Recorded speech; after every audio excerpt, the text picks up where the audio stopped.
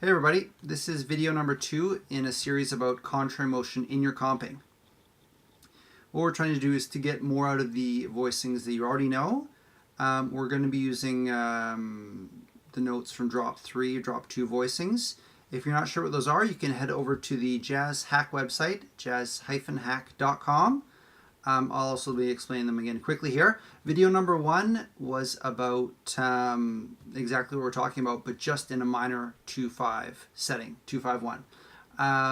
So what we're going to do today is to put this in action over a tune, over a standard called There Will Never Be Another You.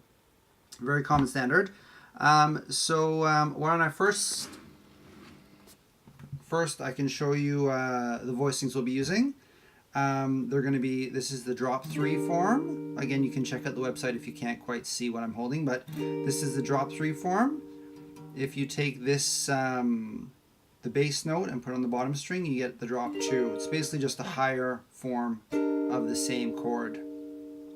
And this goes for all the chords. If like a C minor, for example, you take this top note and take it to the bottom. So that's with the root in the bass.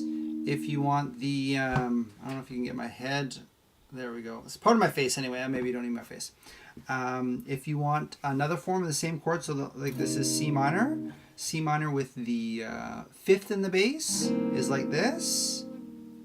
And this works the same way. If you take this bass note and put it on the top string, you get the C minor 7 drop 2. So these are the 2 types of chords we're going to be using for this comping.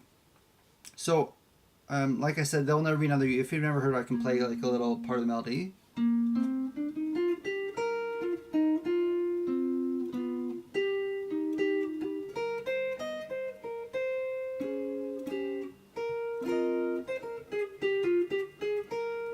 So, hopefully you've heard this song before. So now I'm just going to play through these chords, and then afterwards we'll go through and talk about what I did. So we're going to start on the these 2 inner notes, the tritone of the E flat major 7 chord. So I'm just going to play just through it with simple rhythm, and I'll play it with some different rhythm later on. So.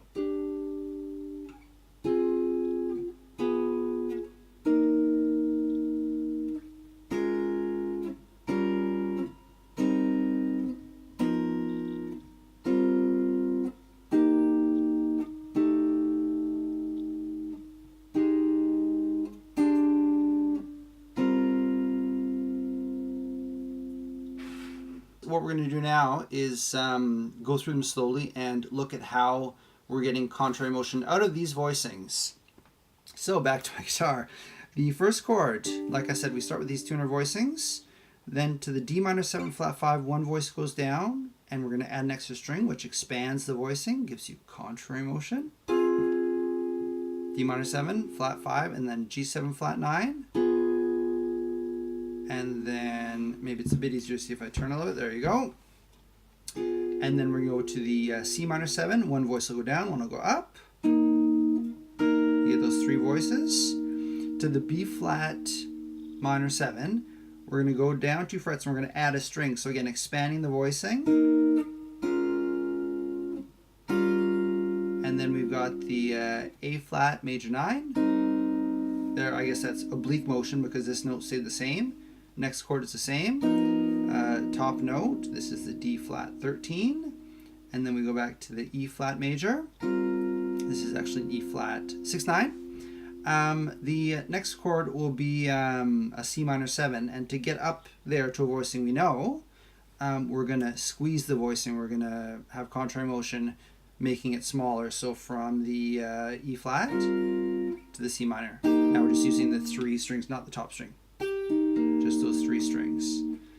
And then the F9, F minor 7 or F minor 9, B flat 7 with a 13th on the top. And then we can get contrary motion in by expanding this voicing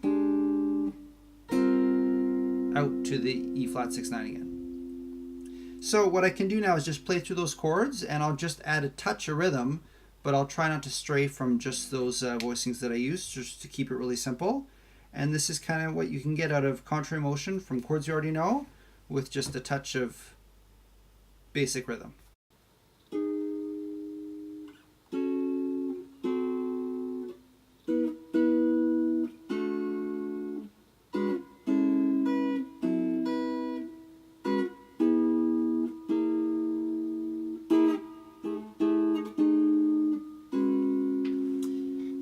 So now I just played a very simple rhythm and played through the chords we talked about. And that's how it sounds. So if you'd like to learn some more about how to play chords, how to play solo over standards, and how to play melodies, you can head over to the Jazz Hack website at jazz-hack.com. This has been the second video in this contrary motion comping series. And I think I'll make a third about adding some more melodic movement to these chords. So stay tuned. Until then, happy jamming.